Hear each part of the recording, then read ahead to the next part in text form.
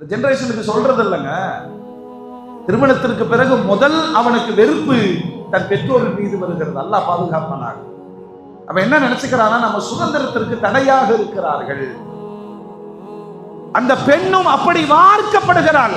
அந்த பெற்றோர்கள் தக்குவாவுடையவர்களா? தக்குவாவுடைய பெற்றோர்கள் என்ன சொல்வாங்க தெரியுமா? நாங்க தாய் தகப்பனா இருக்கிறது இந்த தேதியோட முடிஞ்சு போச்சு. அந்த தாய் தகப்பனை ஏற்றுக்கொண்டு எங்களோடு இருந்ததை போன்று விசுவாசமாக அதற்கு மேலாக இருக்க வேண்டும் என பெருமானார் சொல்லிட்டாங்க. இன்றையிலிருந்து உனக்கு 2 தாய்.